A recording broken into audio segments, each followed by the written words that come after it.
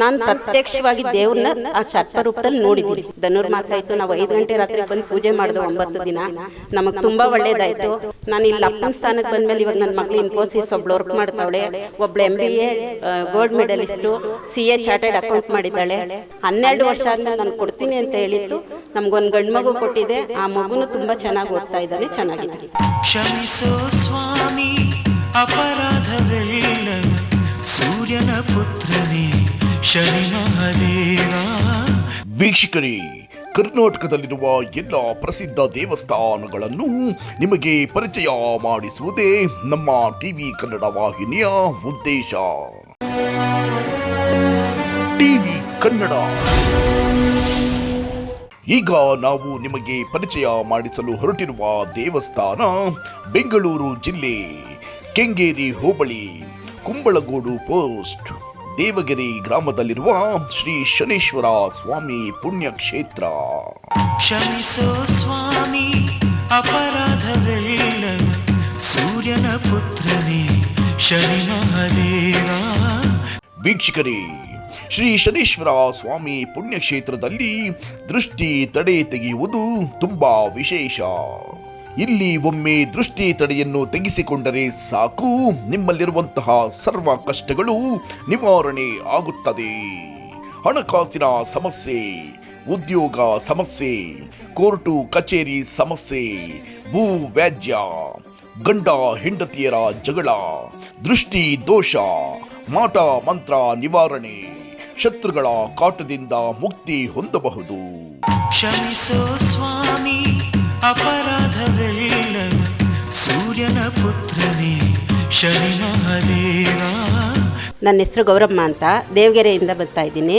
ನಾನು ಸುಮಾರು 20 ವರ್ಷದಿಂದ ಬರ್ತಾ ಇದ್ದೀನಿ. ನನಗೆ 20 ವರ್ಷ ಇದ್ದಾಗಿಂದ ಈಗ 40 ವರ್ಷ, ನಾನು 20 ವರ್ಷದಿಂದ ಬರ್ತಾ ಇದ್ದೀನಿ. ನಾನು ಹೇಳೋ ಪ್ರತಿ ಮಾತು ನಾನು ಪ್ರತ್ಯಕ್ಷವಾಗಿ ನೋಡಿರೋ ಅಂಥದ್ದು. ನಾನು ಇಲ್ಲಿಗೆ ಬರ್ತಿದ್ದಾಗ ಒಂದು ಸೆಡ್ಡಿತ್ತು, ಒಂದು ಹುತ್ತ ಇತ್ತು. ದೇವ್ರನ್ನ ಸೈಂಟಿಸ್ಟ್ ಪ್ರಕಾರ ಒಂದು ಸರ್ಪನ ಯಾರು ನೋಡೋರೋ ಇಲ್ವೋ ಕಪ್ಪು ಕಲ್ಲರ್ನ ನಾನು ಕಣ್ಣಾರ ನೋಡಿದ್ದೀನಿ. ಹೌದು, ಒಂದೇ ಒಂದು ಮಳೆ ಇದೆ, ಇಷ್ಟು ದಪ್ಪ ಕಪ್ಪು ಮೀಸೆ ಇದೆ. ದೊಡ್ಡ ಸ್ವಾಮಿಯರು ನಮ್ಗೆ ಹೇಳಿದ್ರು ಅಪ್ಪನ ಸಂಚಾರ ಇಲ್ಲಿದೆ ಅಂತ. ನಾವು ಒಂದಿನ ಹಿಂಗೆ ಬಂದು ಕೂತಿದ್ದಾಗ ಇದು ನಿಜನಾ, ಅಪ್ಪನ ಸಂಸಾರ ಇದ್ದರೆ ನಮಗೆ ಕಾಣಿಸ್ಲಿ ಅಂತ ನಾನು ಕೇಳ್ಕೊಂಡಾಗ, ಅವತ್ತು ನಾನು ಇದ್ದಿನ ಯಾರು ಬಂದಿರೋರು ಇಲ್ಲಿ ಇದ್ದಾರೋ ಇಲ್ವೋ ನನಗೆ ಗೊತ್ತಿಲ್ಲ. ಬಟ್ ನಾನಂತೂ ನಮ್ಮ ಅಪ್ಪನ ಸಾಕ್ಷಿಯಾಗಿ ಇಲ್ಲಿದ್ದೀನಿ. ನಾನು ಪ್ರತ್ಯಕ್ಷವಾಗಿ ದೇವ್ರನ್ನ ಆ ಸರ್ಪರೂಪದಲ್ಲಿ ನೋಡಿದ್ದೀನಿ. ನನಗದನ್ನು ಹೇಳ್ಕೊಳ್ಳೋಕ್ಕೆ ಮೈಯೆಲ್ಲ ಒಂಥರ ರೋಮಾಂಚನ ಆಗ್ತಾಯಿದೆ. ಮೀಸೆ ಇಷ್ಟು ದಪ್ಪ ಮೀಸೆ ಇತ್ತು, ಒಂದೇ ಮಳ ಆವಿತ್ತು, ಹಿಂಗೆ ಒಳಗೆ ಬರ್ತಿತ್ತು. ಜನ ಎಲ್ಲ ಹೆದ್ರುಕೊಂಡಿದ್ದ ತಕ್ಷಣ ಅದು ಎಲ್ಲಿ ಹೋಯ್ತು, ಮಾಯ ಆಯಿತು, ನಮಗೆ ಗೊತ್ತಿಲ್ಲ. ಆ ದೊಡ್ಡ ಸ್ವಾಮಿಯವ್ರದ್ದು ಅದನ್ನು ಹೇಳಿದ್ರು, ಅದನ್ನು ನಾವು ನೋಡಬೇಕು ಅಂತ ಸುಮ್ಮನೆ ಮನಸ್ಸಲ್ಲಿ ಅಂದ್ಕೊಂಡಿದ್ದ ತಕ್ಷಣ ನಾವು ಅದು ಪ್ರತ್ಯಕ್ಷ ಆಯಿತು. ಮತ್ತು ನಾವು ವಾಗ್ದಾನ ಮುಗಿಸ್ಕೊಂಡು ಎಲ್ಲ ಮಾಡಿ 4 ಗಂಟೆಗೆ ಹೋಗ್ಬೇಕಾದ್ರೆ ಬಂದಿದ್ದು ಎಲ್ಲೋ ಹೋಯ್ತು ಅಂತ ಅಂದಿದ ತಕ್ಷಣ ಮತ್ತೆ ಅಲ್ಲಿ ಪ್ರತ್ಯಕ್ಷ ಆಯಿತು. ಹಿಂಗೆ ನೋಡೋಷ್ಟೊಳಗೆ ಅಲ್ಲೂ ಮಾಯ ಆಯಿತು.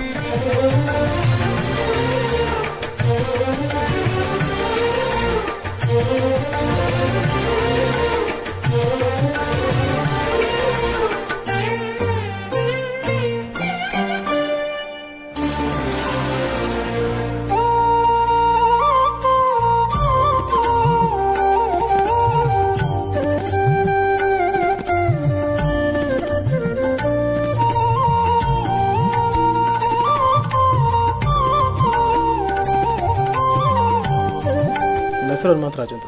ನಾನು ಚಿಕ್ಕ ವಯಸ್ಸಿಂದನೂ ಪೂಜೆ ಮಾಡ್ತಿದ್ದೀನಿ ಸರ್. ಅಂದರೆ ನಮ್ಮ ತಂದೆಯವ್ರು ನಡ್ಸ್ಕೊಂಡು ಮಾಡ್ತಾಯಿದ್ರು, ಅದನ್ನು ನಾನು ಮುಂದುವರ್ಸ್ಕೊಂಡು ಹೋಗ್ತಾ ಇದ್ದೀನಿ. ಇಲ್ಲಿ ಯಾರೇ ಭಕ್ತಾದಿಗಳು ಏನೇ ಬಂದರೂ ಅವರೆಲ್ಲ ಒಳ್ಳೇದಾಗ್ತಾ ಇದೆ. ಏನೇ ಕಷ್ಟ ಅಂತ ಬಂದರೂ ಎಲ್ಲರಿಗೂ ಚಮತ್ಕಾರ ಆಗ್ತಾ ಇದೆ. ನಾವು ಈ ದೇವ್ರನ್ನೇ ನಂಬಿದ್ದೀವಿ ಸರ್ ಚಿಕ್ಕದ್ರಿಂದ. ಸರ್ ಇಲ್ಲಿ ಏಪ್ರಿಲ್ ತಿಂಗಳಲ್ಲಿ ಅವರು ಪ್ರತಿ ವರ್ಷ ಜಾತ್ರೆ ಮಾಡ್ತೀವಿ. ಆವಾಗ ಸ್ವಾಮಿ ಜಾತ್ರೆ ಎಲ್ಲ ಮಾಡ್ತೀವಿ. ಆವಾಗ ಒಂದು 2-3 ಸಾವಿರ ಜನ ಸೇರುತ್ತೆ. ಇವಾಗ ದೇವಸ್ಥಾನ ಇಂಪ್ರೂವ್ ಆಗ್ತಾ ಇದೆ ಚೆನ್ನಾಗಿ. ವಿಶೇಷ ಅಮಾಸೆ ಹುಣ್ಣಿಮೆ ವಿಶೇಷ ಪೂಜೆ ಶನಿವಾರ, ಪ್ರತಿದಿನ ಪೂಜೆ ಇರುತ್ತೆ. ಶನಿವಾರ ಅಮಾಸೆ ಹುಣ್ಣಿಮೆಲಿ ವಿಶೇಷ ಪೂಜೆ ಇರುತ್ತೆ. ಅವತ್ತು ಬಂದು ಜನಗಳಿಗೆಲ್ಲ ಅನುದಾನ ಎಲ್ಲ ಇರುತ್ತೆ ಇಲ್ಲಿ. ಅಂದರೆ ಮದುವೆ ವಿಚಾರದಲ್ಲಾಗಲಿ, ಮಕ್ಕಳು ವಿಚಾರದಲ್ಲಾಗಲಿ, ಕೆಲಸ ಕಾರ್ಯಗಳಲ್ಲಿ, ಕೋರ್ಟ್ ವಿಚಾರ, ಏನೇ ಒಂದು ವಿಚಾರದಲ್ಲಿ ಅವ್ರು ಬಂದು ಕೇಳ್ಕೊಂಡು 3 ವಾರ ಬಂದು ಸ್ವಾಮಿಗೆ ಅಭಿಷೇಕ ಮಾಡಿಸ್ಕೊಂಡು, ಎಳ್ಳೆಣ್ಣೆ ಅಭಿಷೇಕ ಮಾಡಿಸಿ ತಡೆ ಬರ್ಸ್ಕೊಂಡೋಗಿ ಹೋದರೆ ಅವ್ರು 3 ವಾರದಷ್ಟರಲ್ಲಿ ರಿಸಲ್ಟ್ ಗೊತ್ತಾಗುತ್ತೆ ಸರ್. ಬರೋ ಭಕ್ತಾದಿಗಳೆಲ್ಲ ಬನ್ನಿ, ನಿಮ್ಮ ಕಷ್ಟ ಏನಿದ್ರೆ ಇಲ್ಲಿ ಬಂದು ಭಕ್ತಾದಿಗಳಿಗೆ ಕೇಳ್ಕೊಳ್ಳಿ. ನಾವು ಇಲ್ಲಿ ಯಾವತ್ತಿಗೂ ದುಡ್ಡು ಏನು ಮಾಡಲ್ಲ. ಅವ್ರ ಪ್ರೀತಿಯಿಂದ ಅವ್ರು ಏನು ಮಾಡ್ತಾರೋ ಅದರಲ್ಲಿ ದೇವಸ್ಥಾನ ನಡೆಸ್ಕೊಂಡು ಹೋಗ್ತಾ ಇದ್ದೀವಿ.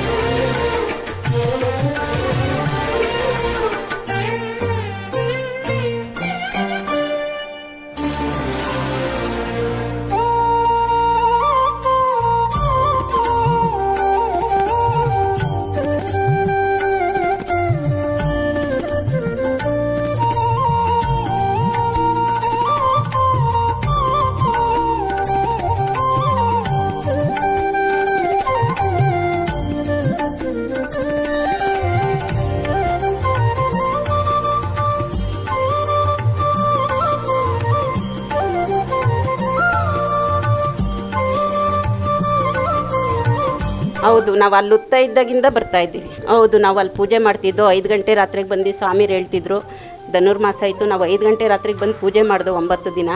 ನಮಗೆ ತುಂಬ ಒಳ್ಳೆಯದಾಯಿತು. ನನ್ನ ಮಕ್ಕಳೆಲ್ಲ ತುಂಬ ಚಿಕ್ಕದ್ರೊಳಗಿದ್ರು. ನಾನು ತುಂಬ ಬಡಸ್ತನದಲ್ಲಿದ್ದೆ. ನಾನು ಇಲ್ಲಿ ಅಪ್ಪನ ಸ್ಥಾನಕ್ಕೆ ಬಂದಮೇಲೆ ಇವಾಗ ನನ್ನ ಮಗಳು ಇನ್ಫೋಸಿಸ್ ಒಬ್ಳು ವರ್ಕ್ ಮಾಡ್ತಾವಳೆ, ಒಬ್ಳು MBA gold medallist, CA chartered account ಮಾಡಿದ್ದಾಳೆ. ನನಗೆ 12 ವರ್ಷ ಒಂದು ಗಂಡು ಮಗು ಇಲ್ಲ ನಮ್ಮ ಫ್ಯಾಮಿಲಿಗೆ. 12 ವರ್ಷ ಕೇಳಿದ್ದೆ, ನನಗೆ ಮಕ್ಕಳೇ ಆಗಿರಲಿಲ್ಲ. 2 ಮಕ್ಕಳಾದ್ಮೇಲೆ ಒಂದು ಮಗುನೂ ಆಗಿರಲಿಲ್ಲ. 12 ವರ್ಷ ಆದಮೇಲೆ ನಾನು ಕೊಡ್ತೀನಿ ಅಂತ ಹೇಳಿತ್ತು. ನಮಗೊಂದು ಗಂಡು ಮಗು ಕೊಟ್ಟಿದೆ. ಆ ಮಗುನೂ ತುಂಬ ಚೆನ್ನಾಗಿ ಓದ್ತಾ ಇದ್ದಾನೆ, ಚೆನ್ನಾಗಿದೆ. ನಾನು ಕಣ್ಣಾರ ನೋಡಿದ್ದೀನಿ. ನನ್ನ ಜನ್ಮ ಸಾರ್ಥಕ ಆಗೈತೆ. ನಾನು ಮನೇಲಿ ಕೂತ್ಕೊಂಡು ಆ ಯಪ್ಪನ ನೆನೆಸ್ಕೊಂಡಿದ್ದು ಕೆಲಸ ಮುಟ್ಟಿದ್ರೆ ಅದು ಸಕ್ಸಸ್ ಆಗುತ್ತೆ. ಹೌದು, ನಾನು ತುಂಬ ಚಿಕ್ಕ ವಯಸ್ಸಲ್ಲಿ ದೇವ್ರನ್ನ ನೋಡಿದ್ದೀನಿ. ನಾನು ಎಲ್ರಿಗೂ ಹೇಳ್ತೀನಿ, ನಾನು ಅನ್ನೋ ದುರಹಂಕಾರ ಬಿಟ್ಟು ಆ ನಮ್ಮ ಅಪ್ಪನ ಭಕ್ತಿಯಿಂದ ನಂಬ್ಕೊಂಡು ನಿಮ್ಮ ಕಷ್ಟ ಹೇಳ್ಕೊಂಡೋಗ್ರಿ, ಖಂಡಿತ ನಿಮ್ಗೆ ಒಳ್ಳೆಯದಾಗುತ್ತೆ.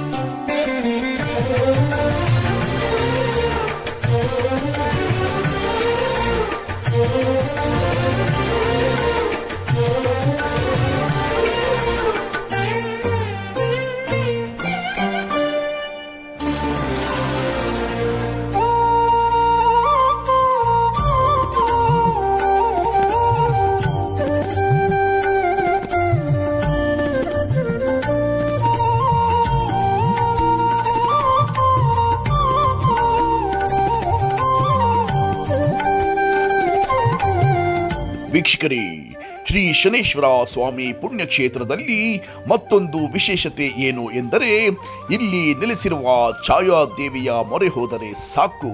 ಎಷ್ಟು ವರ್ಷಗಳಿಂದ ಮದುವೆಯಾಗಿ ಮಕ್ಕಳಾಗದೇ ಇದ್ದರೂ ಈ ಪುಣ್ಯಕ್ಷೇತ್ರದಲ್ಲಿ ಛಾಯಾದೇವಿ ಅಮ್ಮನವರ ಹತ್ತಿರ ಹರಕೆ ಕಟ್ಟಿಕೊಂಡು ಭಕ್ತಿಯಿಂದ ಬೇಡಿಕೊಂಡರೆ ಸಾಕು, ಸಂತಾನ ಭಾಗ್ಯ ಪ್ರಾಪ್ತಿಯಾಗುತ್ತದೆ ಎಂಬ ನಂಬಿಕೆ ಈ ಪುಣ್ಯಕ್ಷೇತ್ರದಲ್ಲಿದೆ.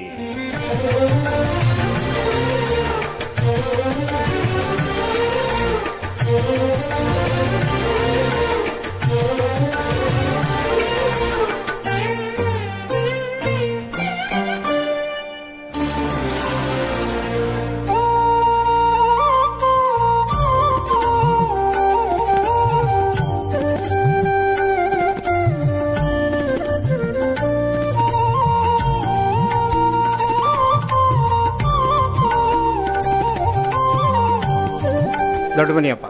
ನಮ್ಮದು ಹುಟ್ಟಿತ್ತು ಬೆಳೆದಿತ್ತು ಎಲ್ಲ ಇದೇ ಸ್ಥಳನೇ. ನಾನು ಬೆಂಗಳೂರಲ್ಲಿ ಕೆಲಸಕ್ಕೆ 18 ವರ್ಷದ ಗಂಟ ಇಲ್ಲಿದ್ದೆ. ಚಿಕ್ಕ ಹುಡುಗನಿಂದನೂ ನಾನು 18 ವರ್ಷ ತುಂಬವರೆಗೂ ಇದೇ ಊರಲ್ಲಿದ್ದೆ.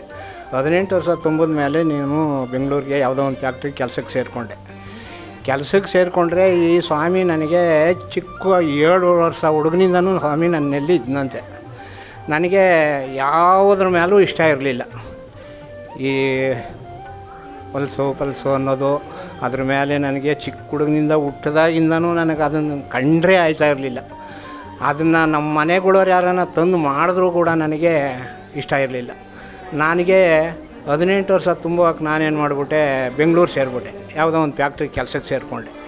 ಆ ಕೆಲಸಕ್ಕೆ ಸೇರಿಕೊಂಡು 79ರಲ್ಲಿ ಆ ಫ್ಯಾಕ್ಟ್ರಿ ಕೆಲಸಕ್ಕೆ ಸೇರಿದೆ. 81ರಲ್ಲಿ ನನಗೆ ಮದುವೆ ಮಾಡಬೇಕು ಅಂತ ಹೆಣ್ಣು ನೋಡಕ್ಕೆ ಹೋದರು. ಆ ಹೆಣ್ಣು ನೋಡಕ್ಕೆ ಹೋಗುವಕ್ಕೆ ಸ್ವಾಮಿ ನನಗೆ ದಿಷ್ಟಿ ಆಗೋದು. 7 ವರ್ಷ ಹುಡುಗನಿಂದನೂ ಸ್ವಾಮಿ ನನ್ನಲ್ಲಿ ಇದ್ದಂತೆ. ಆವಾಗಕ್ಕೆ ದಿಷ್ಟಿ ಆಗೋದು. ನನಗೆ ಚಿಕ್ಕ ಹುಡುಗ ಇಲ್ಲ, ನನಗೆ ಗೊತ್ತಾಗೋಕ್ಕಿಲ್ಲ. ಯಾವಾಗ ನನಗೆ ಮದುವೆ ಮಾಡಬೇಕು ಅಂತ ಹೆಣ್ಣು ನೋಡಕ್ಕೆ ಹೋದ್ರು, ಆವಾಗ ಸ್ವಾಮಿ ಮೈ ಮೇಲೆ ಬಂದು ಮದುವೆ ಮಾಡಬೇಡ್ರಿ, ನಾನು ಈ ಬಾಲ್ಕ್ನಲ್ಲಿ 7 ವರ್ಷ ಹುಡುಗನಿಂದನೂ ನಾನು ಇವನ ಅವಸ್ಥೆಯಲ್ಲಿದ್ದೀನಿ, ನನಗೆ ಇವನು ಬೇಕೇ ಬೇಕು, ಇವನ ಕೈಲಿ ನನಗೆ ಪೂಜೆ ಕೊಡಲೇಬೇಕು ಅಂತ ಸ್ವಾಮಿ ಹೇಳೋಕ್ಕೆ ಶುರುವಾಯಿತು. ನಾನೇನು ಮಾಡಿಬಿಟ್ಟೆ, ಅಯ್ಯೋ ಈಗಿನ ಕಾಲದಲ್ಲಿ ಜನ ಎಲ್ಲ ಆಡ್ಕೊತಾರೆ, ಯಾವ ದೇವರು ಬೇಡಪ್ಪ ನನಗೆ, ವರ್ಷಕ್ಕೊಂದ್ಸತಿ ಮನೆಯೊಳಗೆ ಕತೆ ಮಾಡಿಸ್ತೀನಿ, ದೇವಸ್ಥಾನ ಎಲ್ಲೆಲ್ಲವೋ ಅಲ್ಲೆಲ್ಲ ಬಂದು ನಿನಗೆ ಪೂಜೆ ಕೊಡ್ತೀನಪ್ಪ, ನನಗೆ ಈ ಮೈಮೆ ಮಾತ್ರ ನನಗೆ ಬೇಡಪ್ಪ, ಮೈ ಮೇಲೆ ಬರೋದು ಬೇಡಪ್ಪ ಅಂತ ಎಲ್ಲೆಲ್ಲ ದೇವಸ್ಥಾನವೋ ಅಲ್ಲೆಲ್ಲ ಹೋಗಿ ಕೇಳ್ಕೊಂಬಿಟ್ಟೆ. ಎಲ್ಲೋ ಕೇಳಿದ್ರು ಸ್ವಾಮಿ ಒಪ್ಪಲಿಲ್ಲ. ಇಲ್ಲ, ನೀನು ಪೂಜೆ ಕೊಡಲೇಬೇಕು, ನನಗೆ ಬೇಕೇ ಬೇಕು ನೀನು, ನಾನು ಎಲ್ಲ ಮಾನವರೆಲ್ಲೂ ಹೋಗಲ್ಲ, ನಿನಗೆ 7 ವರ್ಷ ಹುಡುಗನಲ್ಲೇ ನಾನು ಬಂದು ನಿನ್ನ ರಾಶಿಗೆ ಸೇರಿದ್ದೀನಿ, ನನಗೆ ನೀನು ಪೂಜೆ ಕೊಡಲೇಬೇಕು. ಇವತ್ತು ಮದುವೆ ಮಾಡಬೇಕು ಅಂತ ಮುಂದೆ ನುಗ್ಗಿದ್ಯಾ, ಮದುವೆ ಮಾಡೋಕ್ಕೆ ಹೋಗಬೇಡ, ಆದರೆ ಮದುವೆ ಮಾಡಿಸ್ತೀನಿ. ನಾನು ಯಾವತ್ತೆಲ್ಲಿ ಪ್ರತಿಷ್ಠಾಪನೆ ಆಗಿ ನನ್ನ ದೇವಸ್ಥಾನ ಆಯ್ತದ ಅವತ್ತು ನಾನು ಮದುವೆಗೆ ವಾಗ್ದಾನ ಕೊಡ್ತೀನಿ. ಅಂಥವರಿಗೂ ಮದುವೆ ಮಾಡಬೇಡಿ ಅಂತ ನಮ್ಮ ತಂದೆ ತಾಯಿ, ನಮ್ಮ ಅಣ್ಣ ತಮ್ಮದರಿಗೆಲ್ಲ ಸ್ವಾಮಿ ಬಂದು ಹೇಳಿತ್ತು.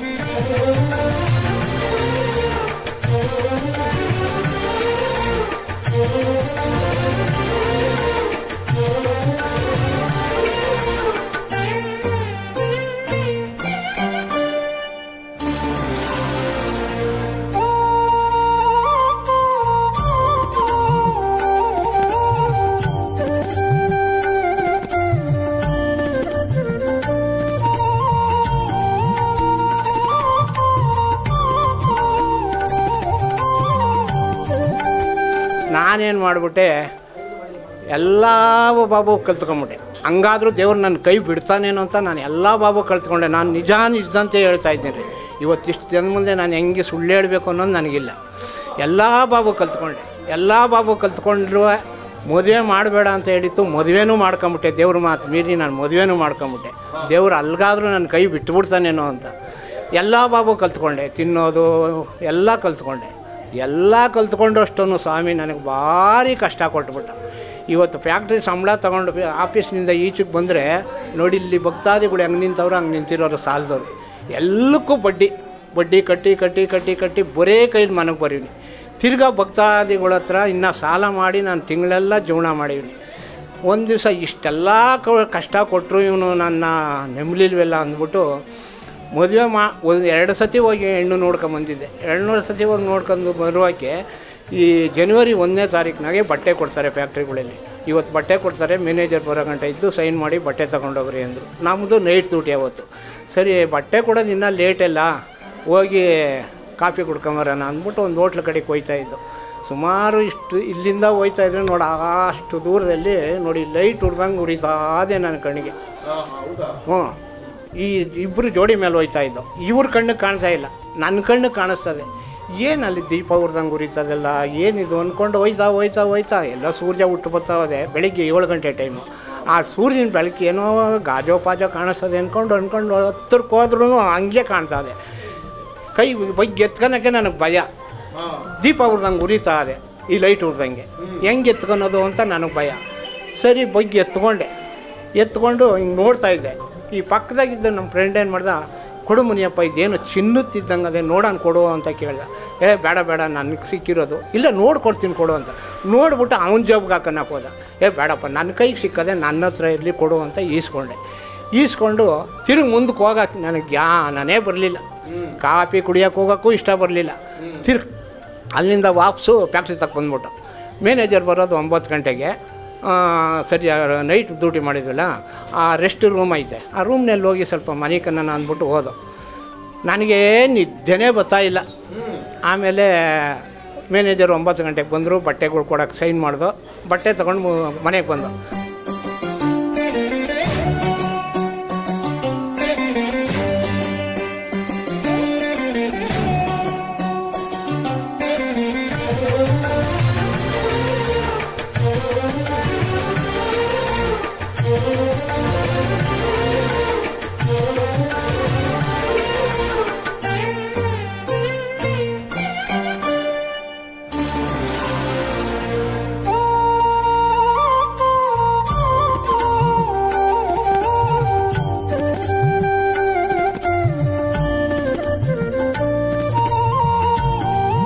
ನಾನು ಬೆಂಗಳೂರಲ್ಲಿ ನಮ್ಮ ಅಕ್ಕನ ಮನೇಲಿ ಇದ್ದಿತ್ತು, ದೊಡ್ಡ ಅಕ್ಕರ ಮನೆ ಒಳಗೆ.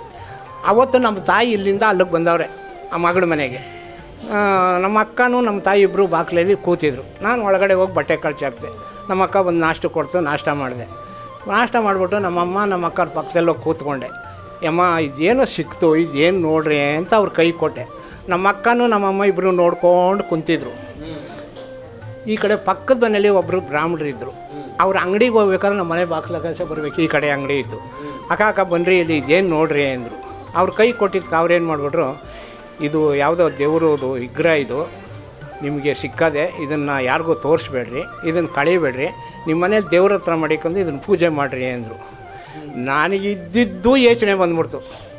ಇಷ್ಟು ಸುತ್ತಮುತ್ತ ದೇವ್ರಿಗೆಲ್ಲ ಹೋಗಿ ನಾನು ಇಷ್ಟು ಕೇಳ್ಕೊಂಡ್ರು ಇವತ್ತು ಯಾವುದೋ ದೇವ್ರ ವಿಗ್ರಹ ನನಗೆ ಸಿಕ್ಕಾಕಂತೆಲ್ಲ, ನಾನು ಹೆಂಗೆ ಪೂಜೆ ಮಾಡೋದು ಇದನ್ನು ಅಂದ್ಬಿಟ್ಟು ನನಗೆ ಭಾರಿ ಯೋಚನೆ ಬಂದ್ಬಿಡ್ತು. ಯಮ್ಮ, ಇದನ್ನು ನೀನು ತಗೊಂಡು ಊರಿಗೆ ಹೊಂಟೋಗು, ಇಲ್ಲಿ ಮನೆ ಚಿಕ್ಕದು, ಅಕ್ಕರು ಏನೇನೋ ಮನೆಗಳಾಗ ಮಾಡ್ತಾರೆ, ಇದು ಯಾವ ದೇವರೋ ಏನೋ, ಇದನ್ನು ನೀನು ಊರಿಗೆ ತಗೊಂಡು ಹೋಗ್ಬಿಡು. ಊರಾಗೆ ಮನೆ ದೊಡ್ಡದಾಗದೆ, ಒಂದು ರೂಮ್ನಲ್ಲಿ ದೇವ್ರ ಮನೇಲಿ ಮಡಿಕೊಂಡು ಇದನ್ನು ಪೂಜೆ ಮಾಡೋಗಮ್ಮ ಅಂತ ಕಳ್ಸಿಬಿಟ್ಟೆ. ಏನಂತ ಕಳ್ಸಿದ್ದೀನಿ, ಇದನ್ನು ತೊಗೊಂಡು ಈ ದೊಡ್ಡ ಮರದ ಹತ್ರ ಅವಾಗ ಇದೇ ಥರ ಒಂದು ದೇವಸ್ಥಾನ ಇತ್ತು, ಅಲ್ಲಿಗೆ ತಗೊಂಬ, ಇದು ಏನು ಅಂತ ಕೇಳೋಣ ಅಂತ ತಗೊಂಡೋದು. ನಮ್ಮಮ್ಮನ ರಾಮಳ್ಳಿ ಗೇಟಿಗೆ ಬರಮ್ಮ ನೀನು, ನಾನು ಅಲ್ಲಿಗೆ ಬರ್ತೀನಿ ಅಂತ ಹೇಳಿದ್ದೆ. ಅವರು ಬಂದು ರಾಮಳ್ಳಿ ಗೇಟ್ನ ಕಾಯ್ದವ್ರೆ. ನಾನು ಪೂಜೆ ಸಾಮಾನ್ಯ ತಗೊಂಡು ರಾಮಳ್ಳಿ ಗೇಟ್ನ ಬಸ್ ಹಿಡಿದೆ, ತೊಗೊಂಡು ಆ ದೇವಸ್ಥಾನಕ್ಕೆ ಹೋದ. ಅಲ್ಲಿ ದೇವ್ರೇನು ಹೇಳ್ಬಿಡ್ತು, ಅದು ನೀನು ಮಾಡಿಕೊಂಡಷ್ಟು ಕಷ್ಟ, ನೀನು ಅದನ್ನು ಯಾವುದಾನ ದೇವಾಲಯಕ್ಕೆ ಕೊಟ್ಬಿಡು ಅಂದ್ಬಿಟ್ಟು. ಒಳ್ಳೆ ಕೆಲಸನೇ ಆಯ್ತಪ್ಪ, ನನಗೆ ಬೇಕಿರಲಿಲ್ಲ, ಕೊಟ್ಬಿಡ್ತೀನಪ್ಪ, ನಿನ್ನ ದೇವಸ್ಥಾನಕ್ಕೆ ತಂದು ಕೊಟ್ಬಿಡ್ತೀನಪ್ಪ ಅಂದ್ಬಿಟ್ಟು ತಿರ್ಗಿ 8 ದಿವಸಕ್ಕೆ ಅದನ್ನು ತೊಗೊಂಡೋಗಿ ಅಭಿಷೇಕ ಸಾಮಾನು, ಚೆರುಪಿನ ಸಾಮಾನೆಲ್ಲ ತೊಗೊಂಡೋಗಿ ಚೆರುಪು ಮಾಡಿಸಿ ಅಭಿಷೇಕ ಮಾಡಿಸಿ ಅಲ್ಲಿ ಬಂದಿದ್ದ ಜನಕ್ಕೆಲ್ಲ ಕೊಟ್ಟು ಅದನ್ನು ಆ ದೇವಸ್ಥಾನಕ್ಕೆ ಕೊಟ್ಬಿಟ್ಟು ಬಂದ್ಬಿಟ್ಟು.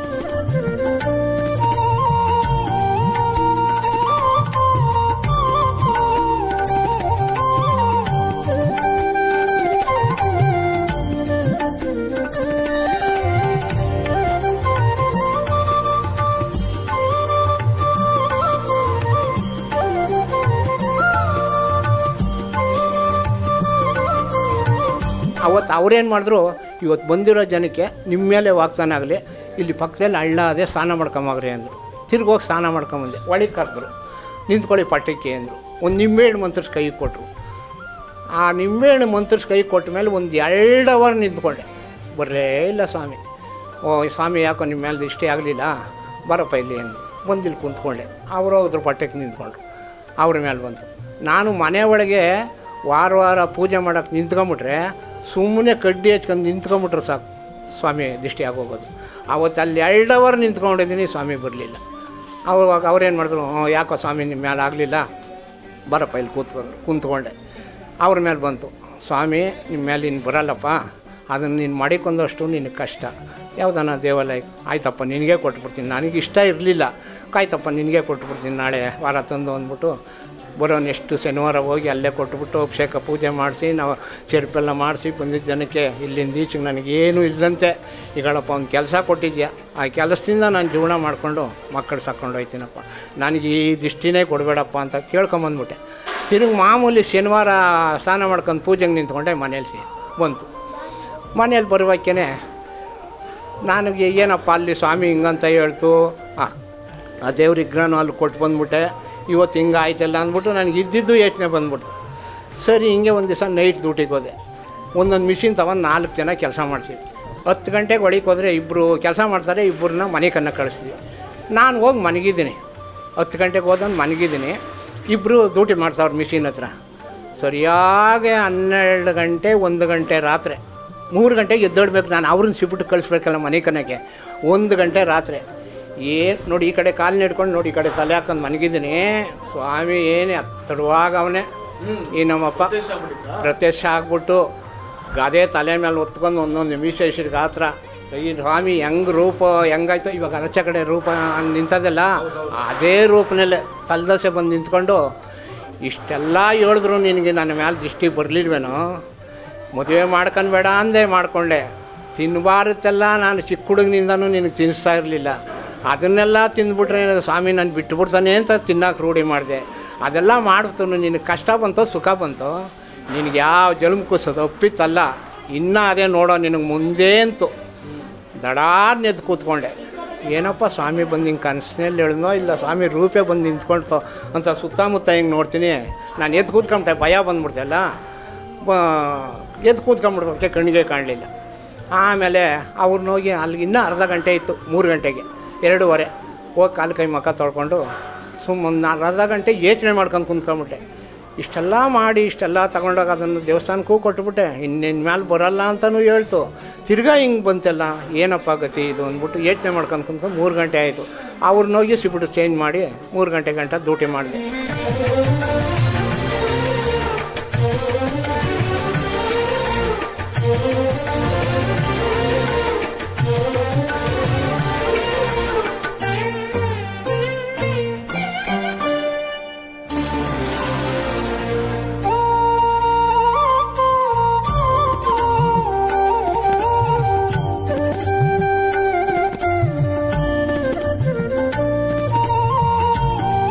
ಬೆಳಗ್ಗೆ 7 ಗಂಟೆಗೆ ಡ್ಯೂಟಿ ಬಿಟ್ಟು ಈಚೆಗೆ ಬರಬೇಕು. ಕಾಲು ಕೈ ಮುಖ ತೊಳ್ಕೊಂಡು ಆಫೀಸ್ಗೆ ಹೋಗಿ ಕಾರ್ಡ್ ಪೆಂಚ್ ಮಾಡೋಕ್ಕೆ ಹೋದೆ. ಕಾರ್ಡ್ ಪೆಂಚ್ ಮಾಡಿಬಿಟ್ಟು ಎಲ್ಲ ಬಟ್ಟೆ ಹಾಕಂತವ್ರೆ ಡೆಸ್ಟ್ ರೂಮ್ನಲ್ಲಿ. ನಾನು ಹೋಗಿ ಬಟ್ಟೆ ಹಾಕಂದೆ. ಈಚೆಗೆ ಬರೋಕ್ಕೆ ಇಷ್ಟ ಇಲ್ಲ. ಆಫೀಸ್ಗೆ ಹೋದೆ. ಸರ್ ನಾನು ಕೆಲಸಕ್ಕೆ ರಿಸೈನ್ ಬರೀತಾಯಿದ್ದೀನಿ ಸರ್. ಯಾಕಪ್ಪ? ಅಯ್ಯೋ ಬೇಡ ಮುನಿಯಪ್ಪರೇ, ಬೇಡ ಮುನಿಯಪ್ಪರೇ, 5 ರೂಪಾಯಿ ಕೂಲಿ ಈ ಫ್ಯಾಕ್ಟ್ರಿಗೆ ನೀನು ಸೇರಿದಾಗ ಇವತ್ತು ನಿನಗೆ ಕೈ ತುಂಬ ಸಂಬಳ ಬರ್ತದೆ. ಇನ್ನೂ 18 ವರ್ಷ ಸರ್ವೀಸ್ ಅದೇ. ಆ ಸರ್ವೀಸ್ ಮುಗಿಸ್ಕೊಂಡು ಹೋಗೋ ಅಷ್ಟೊತ್ತಿಗೆ ಇನ್ನೂ ನೀನು 50,000 ರೂಪಾಯಿ ಸಂಬಳಗಾರ ಆಯ್ತೀಯ.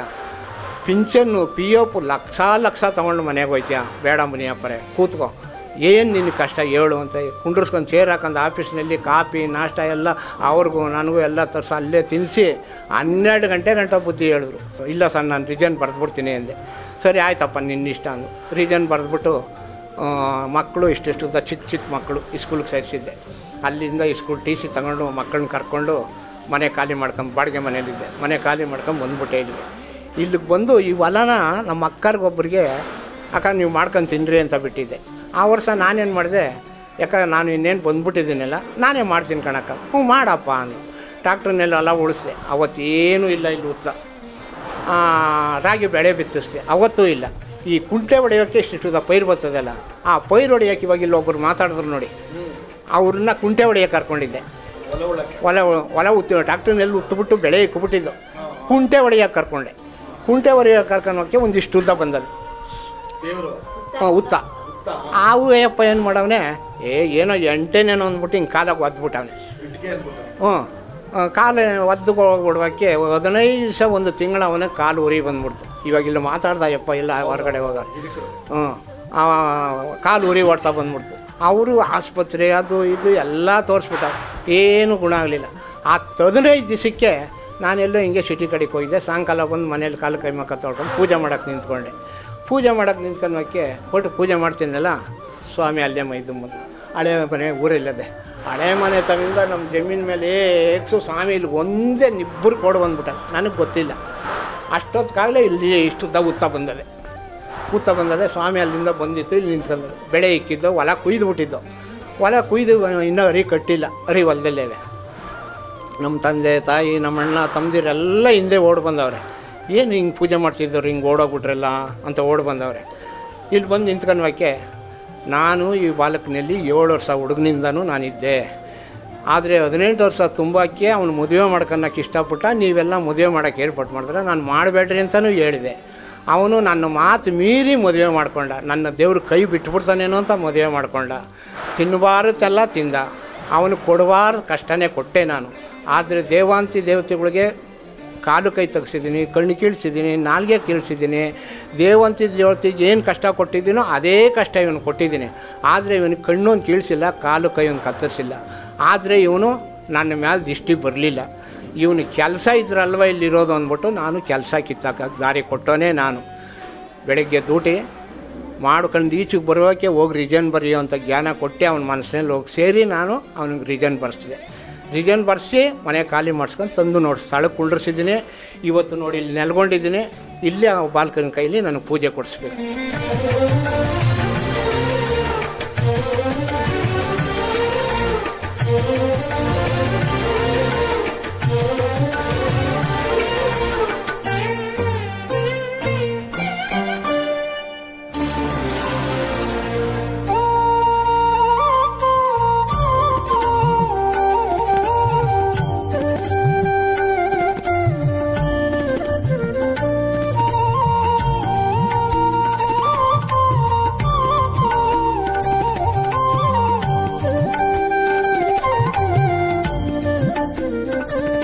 ನೀನು ಯಾರು ಎತ್ತ ಯಾವ ದೇವ್ರು ಹೇಳಪ್ಪ ಅಂತ ಎಲ್ಲ ನಮ್ಮ ತಂದೆ ತಾಯಿ ನಮ್ಮ ಅಣ್ಣ ತಮ್ಮದಿರೆಲ್ಲ ಕೇಳವ್ರೆ. ನಾನು ಯಾವ ದೇವ ಗಾಳಿ ಪೀಡೆ ಪಿಚಾಚಿ ಏನಲ್ಲ, ನಾನು ಸಾಕ್ಷಾತ್ ಪರಮಾತ್ಮ ಶನಿದೇವರೇನೆ ನಾನು. ಅವನ ಮ್ಯಾಲೆ ನನಗೆ 7 ವರ್ಷ ಹುಡುಗನಲ್ಲೇ ನನಗೆ ಅವನ ರಾಶಿಗೆ ಬಂದು ಸೇರಿದೆ. ಆದರೆ ಅವನು ದುರಾಂಕಾರ ಪಟ್ಟು ನಾನು ಪೂಜೆ ಮಾಡಲ್ಲ ಅಂತ ಹಠ ಮಾಡ್ದ. ವಿಕ್ರಮ್ ರಾಜ, ಸತೋರಥ, ನಳತಂಗಿ, ನಳರಾಜ ಹೆಂಗೆ ಹಠ ಮಾಡ್ತಾರೋ ಹಂಗೆ ಹಠ ಮಾಡ್ದ. ಅವರು ಕೊಟ್ಟಷ್ಟೇ ಕಷ್ಟ ನಾನು ಕೊಟ್ಟೆ. ಅವನು ಅಲ್ಲಿಗೂ ಬಗ್ಲಿಲ್ಲ. ಇವತ್ತು ಅವನ ಕೆಲಸ ಕಿತ್ತಾಕ್ತಾನೆ. ನಾನು ತಂದಿಲ್ಲಿ ಸಾಲದಲ್ಲಿ ಕುಂಡ್ರಿಸಿದ್ದೀನಿ ನೋಡಿ, ಇಲ್ಲಿ ನೆಲ್ಕೊಂಡಿದ್ದೀನಿ, ಇಲ್ಲಿ ಪೂಜೆ ನಡೆಸಿಸಿ.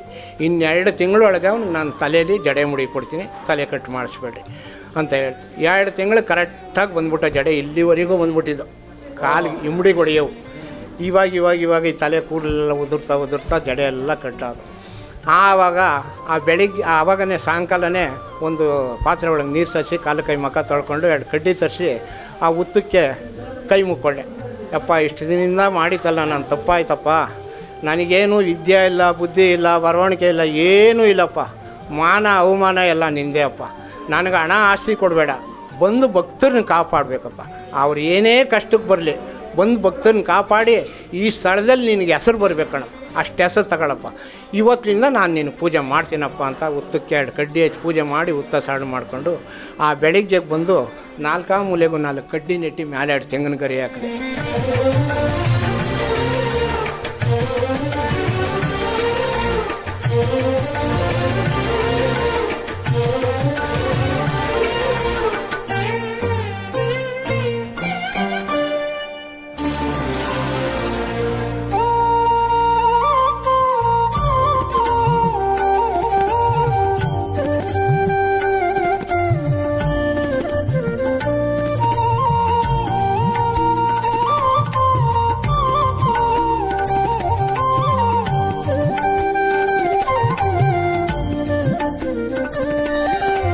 ಒಂದು ವರ್ಷ ಆ ಚಪ್ರದಡೆನೇ ಪೂಜೆ ಮಾಡಿದೆ. ಆ ಚಪ್ರದಡೆ ಪೂಜೆ ಮಾಡಿ ಒಂದು ದಿವಸ ಹಿಂಗೆ ಮಧ್ಯಾಹ್ನ ಟೈಮಿನಲ್ಲಿ ವಾಗ್ದಾನ ನಡೀತಾ ಇದೆ. ಇಲ್ಲಿ ರವಿ ಮಾಮ ಅಂತ ಒಂದು ಪಿಕ್ಚರ್ ಎತ್ತಿದ್ರು. ಅವರು ಅಂಗಡಿಗೆ ಬರೋಕೆ ಇಲ್ಲಿಗೆ ಬಂದವ್ರೆ. ರವಿ ಮಾಮ ಅಂತೇಳಿ ಅಂಗಡಿಗೆ ಏನೋ ಸಾಮಾನಿಗೆ ಬಂದವ್ರೆ. ಇಲ್ಲಿ ನೋಡಿ ಹಿಂಗೆ 1 ಗಂಟೆಯಲ್ಲಿ ವಾಗ್ದಾನ ನಡೀತಿದ್ದಲ್ಲ, ಜನ ತುಂಬಿದ್ರಲ್ಲ, ಏನು ಇಲ್ಲಿ ಇಷ್ಟೊಂದು ಜನ ತುಂಬವ್ರೆಲ್ಲ, ತಡಿ ನೋಡೋಣ ಅಂತ ಅವ್ರು ಬಂದು ನಿಂತ್ಕೊಂಡು ನೋಡ್ಬಿಟ್ಟು ಸ್ವಾಮಿಗೆ ಸೆಕೆ ನೀರು ಹರಿತಾಯ್ತಂತೆ. ಸ್ವಾಮಿಯರು ಇದೇ ಊರವ್ರ ಅಂತ ಇದೇ ಊರವರೇ, ಅವ್ರನ್ನ ಸಾಯಂಕಾಲ ನೋಡಲ್ಲಿ ಶೂಟಿಂಗ್ ಹತ್ರ ಬರೋಳ್ರಿ ಅಂತ ಹೇಳ್ಬಿಟ್ಟು ಹೊಂಟೋಗವ್ರೆ. ಇಲ್ಲಿದ್ದವರೆಲ್ಲ ಏನು ಹೇಳಿದ್ರು, ಸ್ವಾಮಿಯರ ಶೂಟಿಂಗ್ ಮಾಡೋರು ಬಂದಿದ್ರು ಇಲ್ಲಿಗೆ, ನಿಮ್ಮನ್ನ ಸಾಯಂಕಾಲ ಬರೋಳಿದ್ರು, ಅಲ್ಲಿ ಶೂಟಿಂಗ್ ಹತ್ರ ಹೋಗ್ಬೇಕಂತ ಸ್ವಾಮಿಯರ ಅಂದರು. ಆಮೇಲೆ ಸಾಯಂಕಾಲ ಪೂಜೆ ಮಾಡಿಬಿಟ್ಟು ಮನೆಗೆ ಹೋಗಿ ಬಟ್ಟೆ ಬಿಚ್ಚಾಕ್ಬಿಟ್ಟು ಮಾಮೂಲಿ ಬಟ್ಟೆ ಹಾಕ್ಕೊಂಡು ಅಲ್ಲಿಗೆ ಹೋದೆ. ಸ್ವಾಮಿ ನಮಸ್ಕಾರ ಬನ್ನಿರಿ ಅಂತ ಒಂದು ಆಫೀಸ್ ಮಾಡ್ಕೊಂಡಿದ್ರು ಕುಂತ್ಕೊಳಕ್ಕೆ. ಆಫೀಸನ್ನು ಕರ್ಕೊಂಡೋಗಿ ಸ್ವಾಮಿ ಅಂಗಡಿಗೆ ಬಂದಿದ್ದೋ ನೋಡ್ದೋ. ಆ ದೇವರು ಅಂದ್ರೆ ನಮ್ಗೆ ಭಾರಿ ಇಷ್ಟ ಸ್ವಾಮಿ. ಇವತ್ತು ಸೆಕೆ ನೀರು ಹರಿತಾಯಿತ್ತು. ಇವತ್ತು ನೋಡಿ ಬಿಲ್ಡಿಂಗ್ ಕಟ್ತೀವಿ, ಬುಲ್ಡೋಜರ್ ತಂದು ಉಳಿಸ್ಬಿಡ್ತೀವಿ ಶೂಟಿಂಗ್ನಲ್ಲಿ. ಆ ಸೈಜು ಇಟ್ಟಿಗೆ ಎಲ್ಲ ಬೇಕಾದ್ರೂ ಕೊಡ್ಬೋದು, ಕೊಟ್ಟಿದ್ದನ್ನ ದೇವಸ್ಥಾನಕ್ಕೆ ಹಾಕ್ಬಾರ್ದು, ಭಿನ್ನ ಆಯಿತು ಉಳ್ಳಿಸ್ಮೇಲೆ.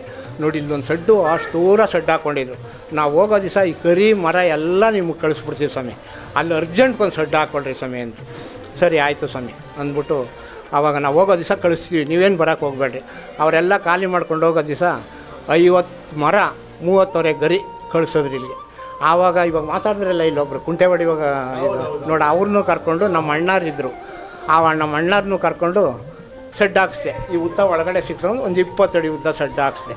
ಇದೇ ಜಮೀನಲ್ಲೇ ಮಣ್ಣು ಕಲ್ಸ್ಕೊಂಡು ನೋಡಿ ಇಷ್ಟುದ್ದ ಗೋಡೆ, ಈ ಕಡೆ ಸೈಡು ನೋಡಿ, ಈ ಕಡೆ ಸೈಡು ಹಿಂದ್ಗಡೆ, ಮುಂದ್ಗಡೆ ಓಪನ್ ಬಿಟ್ಬಿಟ್ಟೆ. ಅದರೊಳಗೆ 1 ವರ್ಷ ಪೂಜೆ ಮಾಡ್ಕೊಂಬಂದೆ. ಬಂದು ಭಕ್ತರಿಗೆಲ್ಲ ಒಳ್ಳೇದಾಯ್ತು. ಎಲ್ಲರೂ ಏನೇ ಕಷ್ಟಕ್ಕೆ ಬಂದರೂ ನಮ್ಗೆ ಇಲ್ಲಿ ಬಂದಮೇಲೆ ಒಳ್ಳೇದಾಯಿತು. ಇದನ್ನ ಕಟ್ಟಿ ಇವಾಗ 28 ವರ್ಷ ಆಯಿತು. ಆ ಗರಿ ಸಡ್ಡು ಸೇರಿಸ್ಕೊಂಡು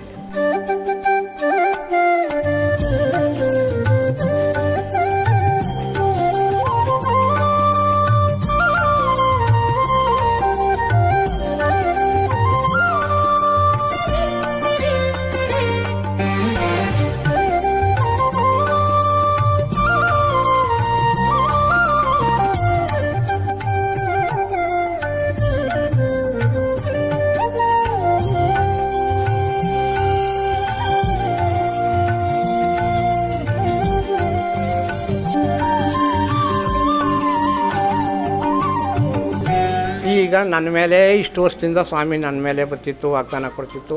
ಈಗ 1 ವರ್ಷದಲ್ಲಿ ನನಗೇನೋ ಸ್ವಲ್ಪ ಹೊಟ್ಟೆ ನೋವು ಥರ ಬಂದು ಆಪ್ರೇಷನ್ ಆಯಿತು. ಅಷ್ಟೊತ್ತಿಗೆ ನನ್ನ ಮಗನ ಮೇಲೆ 2 ಸತಿ ಚಿಕ್ಕ ಹುಡುಗನಿಂದ ಇಷ್ಟು ಹುಡುಗನಿಂದನೂ ನನ್ನ ಜೊತೆಗೆ ಪೂಜೆಗೆ ಹಾಕ್ಕೊಂಡೆ ನಾನು. ಇವತ್ತು ನನ್ನ ಕೈಲಿ ಏನೂ ಮಾಡೋಕ್ಕಾಗಲ್ಲ. ಅವನು ಇಷ್ಟುದ್ದ ಹುಡುಗನಿಂದನೂ ನನ್ನ ಜೊತೆಲಿ ಹಾಕ್ಕೊಂಡಿದ್ದಕ್ಕೆ ಯಾವ ಕೆಲಸ ಕಾರ್ಯಕ್ಕೆಲ್ಲೂ ಕಳಿಸ್ಲಿಲ್ಲ. ಈ ಸ್ಕೂಲ್ ಬಿಟ್ಟಾಗಿಂದನೂ ಈ ಸ್ವಾಮಿ ಪೂಜೆಗೆ ಮಾಡ್ಕೊಂಡು ಹೋಯ್ತಾನೆ. ಒಳ್ಳೇದಾಯ್ತದೆ, ಎಲ್ಲರಿಗೂ ಒಳ್ಳೇದಾಗಲ್ಲ. ಮದುವೆಗಳಾಗ್ತಾ ಇದ್ದವ್ರಿಗೆ, ಮಕ್ಕಳಾಗ್ತಾ ಇದ್ದವ್ರಿಗೆ, 30 ವರ್ಷ 40 ವರ್ಷ ಮಕ್ಕಳಾಗ್ತಾ ಇದ್ದವ್ರಿಗೆಲ್ಲ ಮಕ್ಕಳಾಗವೆ. ಮದುವೆಗಳು 30 ವರ್ಷ 35 ವರ್ಷ ಮಕ್ಕಳಿಗೆ ನಮಗೆ ಮದುವೆ ಆಗಲಿಲ್ಲ ಅಂತ ಬಂದು ಕೇಳಿದವ್ರಿಗೆಲ್ಲ ಇಷ್ಟೇ ದಿನದಲ್ಲಿ ನಿಮ್ಗೆ ಗಂಡಕ್ಕೆ ಬರ್ತದೆ, ಮದುವೆ ಆಯ್ತದೆ ಅಂತ ಸ್ವಾಮಿ ವಾಗ್ದಾನ ಕೊಟ್ಟಾಗ ಹಂಗೆ ಅವರಿಗೆಲ್ಲ ಮಕ್ಕಳುಗಳಾಗವೆ, ಮದುವೆಗಳಾಗವೆ. ಕಷ್ಟಗಳಿದ್ದವ್ರಿಗೆಲ್ಲ ಒಳ್ಳೇದಾಗದೆ. ಒಂದು ಭಕ್ತಾದಿಗಳ ಹತ್ರ ನಾವೇನು ಹಣಕ್ಕೆ ಆಸೆ ಪಟ್ಟಿಲ್ಲ. ನಮ್ಮ ಅಪ್ಪನಿಗೆ ಒಂದು ಕಡ್ಡಿ ಧೂಪ ಒಂದು ಹೂಕ್ಕೆ ನಾವು ಇಷ್ಟು ಇಂಪ್ರೂವ್ ಮಾಡಿ, ಇನ್ನೇನು ನಾನು ಯಾವ ಆಸ್ತಿನೂ ಮಾರಿ ಆಸ್ತಿ ಕಟ್ಟಲಿಲ್ಲ. ನಮ್ಮ ಅಪ್ಪನ ಇದರಿಂದ ಸತ್ಯದಿಂದ ಎಲ್ಲರಿಗೂ ಒಳ್ಳೆಯದ.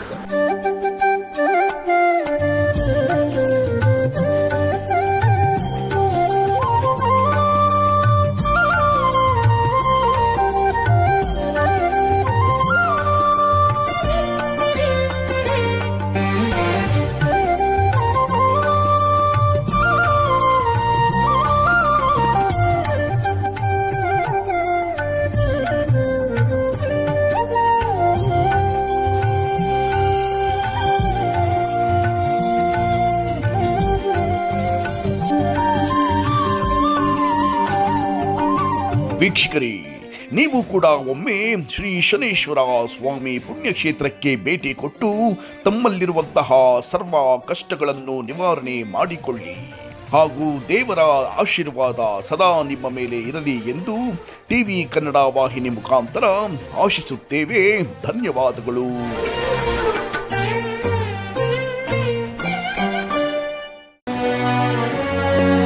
ಟಿವಿ ಕನ್ನಡ.